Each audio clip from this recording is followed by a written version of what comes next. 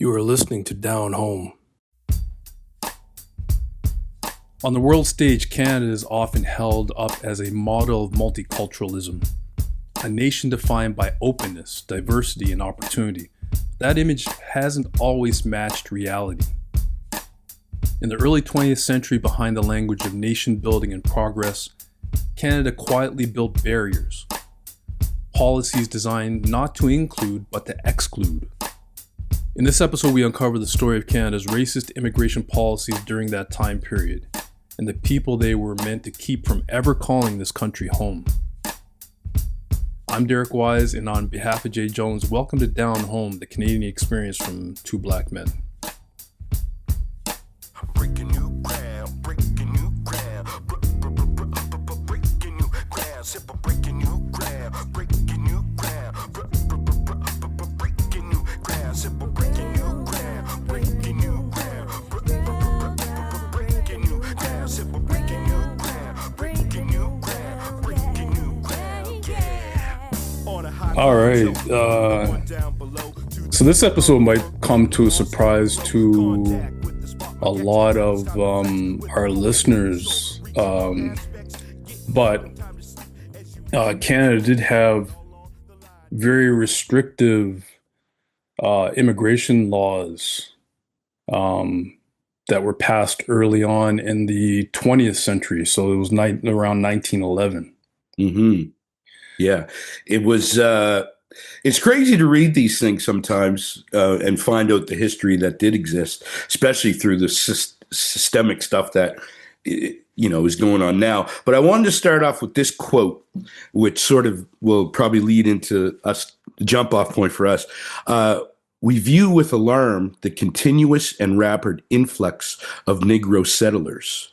This immigration will have the immediate effect of discouraging white settlements in the vicinity of the Negro farms and will depreciate the value of the holdings within its areas. Now, when I read that, I was just like, oh my gosh, because Canada up to that point had different ways of migration. There was the Great Migration, the 1812, when people were fighting for the British to fight for the freedom. And then around 1910, the Immigration Act was prohibited immigrants who were declared unsuited for the climate and requirements of Canada, which I think we mentioned in a previous episode. And then in 1911, and most of this was, there was an influx of Europeans coming, but most of in the first part of the act, it was just about sort of getting Asians not to come to Canada. And then around 1911, there was a guy named where is it? Clifford Sifton. He had an immigration campaign, and he didn't anticipate the black Oklahomians coming from and the South American farmers who wanted to escape the South and sort of the start of the Jim Crow laws. They wanted to settle in Amber Valley in Alberta. And then that's when Sir Wilfrid Laurier, the prime minister at the time, came up with the act to ban all black people from coming into Canada. And in that year, there was only about 1,000 people blacks that came into Canada at the time. And there was a year or so that immigration went down in Canada. Those are some of the things that I noticed just right off the bat. Yeah. Mm-hmm. Yeah. Just a couple comments. When you were talking about the immigration policy towards people of the Asian countries, Canada actually, before that, it was towards the end of the 19th century that they started implementing a quote unquote a head tax on Asian immigrants. So it started off, and these are numbers from back then. It started off at $50 Canadian, or it was British pounds back then, and then it went all the way up around the turn of the century, so 1900, $500 back Oh, then wow. Yeah. was the head tax if you wanted to immigrate from, it was a Chinese head tax. So if you wanted to Yes. immigrate from China to Canada, you had to pay $500 at that point, Yeah. And which, the European, sorry, head tax was only $25. yeah, exactly, Yeah. exactly. But yeah, the a lot of things to unravel there. The we did actually deal with the migration of Black Oklahomians in a previous episode. It was episode 86. So I'd encourage our listeners to go back and listen to that. I'll put the link in the show notes. But at that time, around the time that Oklahoma actually entered the Union, became part of the United States in 1907, Oklahoma codified anti-black laws. So like Jim Crow was in Yep. full effect and that led to, Black Oklahomians being basically run out of the state. And we did cover hmm that in episode 86 when we were talking about the erasure of black towns in certain hmm parts of the states, and it happened a lot in Oklahoma. So that, as you stated, it led to a lot of black immigration from Oklahoma, which surprisingly, like, that backlash of immigration. And you know what? Just a little bit of a comment. We're seeing that today in Canada hmm with the South Asian immigration to Canada. And Yep. now all of a sudden there's this backlash it's very ethnocentric, Very much so. it's very bigoted, hmm directed towards the South Asian community here in Canada. hmm This happened before. It happened in the black population. Yep. And as you said, like through that quote, just really weird stuff, man. Like, hmm and what amounts to propaganda as well. Like, stating that uh, the quote unquote the Negro is unsuited for Canada's climate. Yeah. Yeah. Yeah. There was the same argument with the Asians as well. And it Mm. also led to other things which were kind of shady. The doctors who would screen some of these immigrants, they would be bribed by different people not to let people go through, or, like you say, the head tax or whatever fluctuated in price based on whatever, or sometimes the immigration, they made it hard for people to get papers and different things like that. So there was a whole bunch of different shady practices that also led to keeping blacks and Asians away from Canada, which I just found so crazy because by that time, black families had been settled in Nova Scotia for quite a time. You know what I mean? And contributing to the agriculture industry. Some of them were voting, I believe, as well in certain places. So by that time in 1905, Alberta also became a province as well. So I don't know if that had anything to do with it, or because they also, Canada wanted to keep this sort of white civility, about it. From roughly 1910 to 1950, Canada didn't just limit immigration, it engineered it. Through outright laws, quiet back-channel campaigns, and steep head taxes, the country built barriers aimed squarely at Black and Asian communities. The goal wasn't subtle: restrict who could belong. Much of this was driven by pressure from segments of the white population, who openly opposed Black immigration. They labeled Black newcomers as unfit farmers and undesirable citizens, claiming they lowered property values and displaced more preferred immigrants. These weren't fringe ideas, they shaped national policy. And they raise a deeper question: who was Canada really being built for?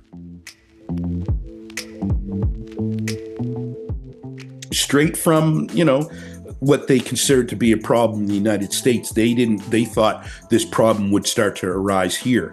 So it's just crazy, the narrative, like you say, that sort of gets put forth and scars people's cultures, and you know what I mean? Yeah, this it in one of the readings I read that it was a campaign of diplomatic racism, um, and it lasted for a long time. So that bill that was passed, it was called Bill 1324, by order of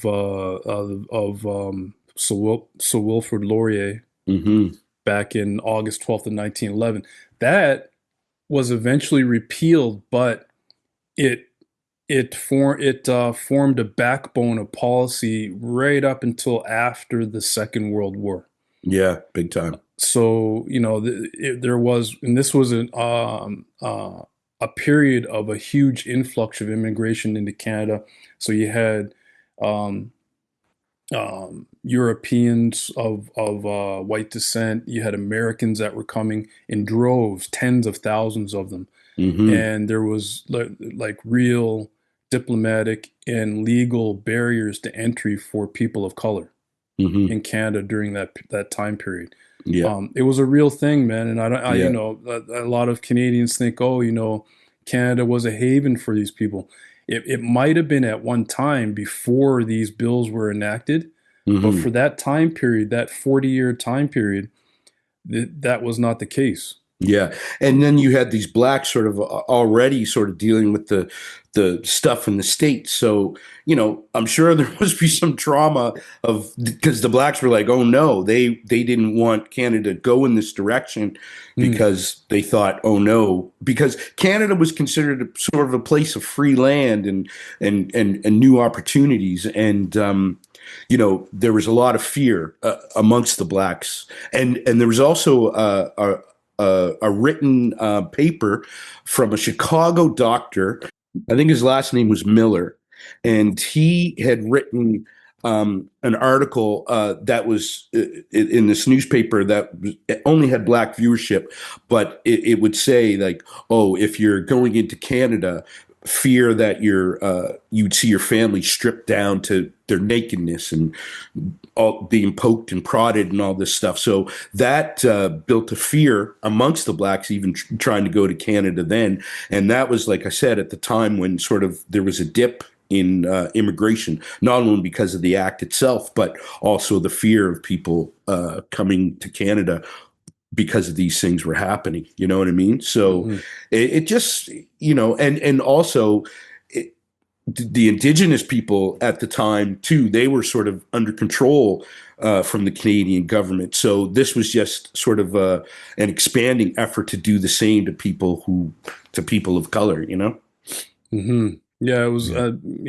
Honestly, it's a dark period in Canadian history that's not talked about. It's a travesty, man. Yeah, it is, and it's another black eye on Canadian and how they deal with their minority populations, man. And again, it's not talked about. It's Yeah, not it's very not much so. it's not taught. It's Yeah. not talked about. But this is a period that happened. It was a period like I said of almost 40 years Hmm. of structural racism Yeah, in Canada. which in turn brings these things that we talk about, and some of these practices are still done today. Obviously, they're not done in that way, but you still need a lot of money to come to Canada as you Yeah. immigrate. You have to have a certain quota, you have to reach certain things in order to come here. So, and this was probably the basis of that. Yeah, well, as I mentioned a few minutes ago, there are a few policies that have been enacted by the Liberal government as to appease the broader Canadian populace because there's Yeah. been such a backlash on South Asian immigration in Canada Hmm. over the Yeah. last 2 or 3 years. Yeah. That is literally it's going to make them hard for them to actually get um, status in Canada. So like a lot of people are going to have to leave Canada Hmm. because there's no pathway forward for them to get permanent residency and eventually get citizenship because of some of the policies that have been enacted. It's not particularly uh, aimed at the South Asians. Like some other immigrant populations are caught up in these policies as well. Like there's some Hmm. Ukrainians that Yeah, have yeah. come that are affected by these policies as well, where their legal status is in limbo. They might stay, but Hmm. some of their legal status as a of their path towards citizenship has been restricted. There's a Yeah, huge backlog right now yeah. in processing a lot of their applications. So, it's kind of like a soft, well, you can go home. It's like a little soft thing saying, well, Yeah, yeah, we're not going to process your application. There's a backlog for like 4 or 5 years, five, yeah. 6 years, whatever. But you always can go home. Yeah, yeah. See, You know? that's the red tape people face. Like, yeah, I mean, I even know people who are here who have had to leave because of immigration status and stuff like Mm, that. They might have been here for a year or so with a working visa or whatever it's called, but they have to go back and get that sorted out, you know? So it's yeah. definitely not as easy as it used to be. But you're right, the one thing from all of this is the sort of same rhetoric that has happening now that happened back then is this sort of uh, this sort of ignorance and racism against people yet again. And like you say, like a lot of the South Asians are getting it now because they're the ones trying to get in. But it's crazy to see from the standpoint of Canadian citizens whose people are immigrants as well. Like, Mm, you know what I mean? yeah, A yeah. lot of Canada's landed immigrants that they see this as almost as if they saw black people coming back. You know what I mean? Mm, It's really crazy to see. It's really sad to see that we still think in this type of way. You know? yeah, true, true. Breaking new ground, breaking new ground, breaking new ground, simple breaking new ground, breaking new ground, breaking new ground, simple breaking new ground. You have been listening to Down Home. Subscribe wherever you listen to podcasts. Simple breaking new ground, breaking new ground, breaking new ground, yeah. On a high plateau, from the one down below to the future of the funk, getting lost in the flow. Contact with the spark magex. Now it's time to flex with the force from the soul, reaching all aspects, getting deep, no time to sleep. As you reach your next phase, laying it all on the line. New trails start to blaze. It's a fire inside, a brand new path, breaking down the sum to one. Feeling free, I just laugh with the joy of a beat boy. Just kicking The song, it live. A connection Breaking New so Ground, strong, transcribed with from vibe like The magic Breakdown. described. Only to see the perfect blend, like a diamond in the rough, ready to drop a perfect gem. It's time to shine so fine, to see what you find. A revolution starts with